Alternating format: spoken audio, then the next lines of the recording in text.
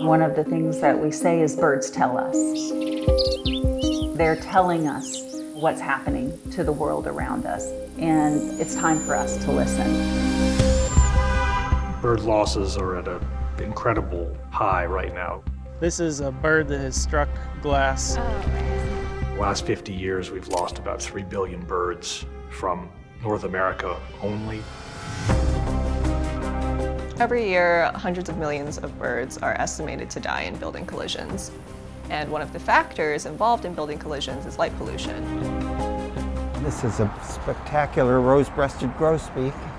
We know light pollution is a problem for birds, and with this research we saw that illuminated windows, that is where all the birds are striking practically.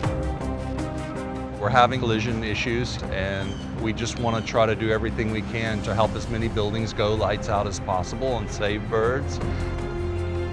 We know Texas is incredibly important for birds, and we can have an incredibly powerful impact if we tell people, here's a very simple action that you can do, turning lights out, and here's the time and place to do it.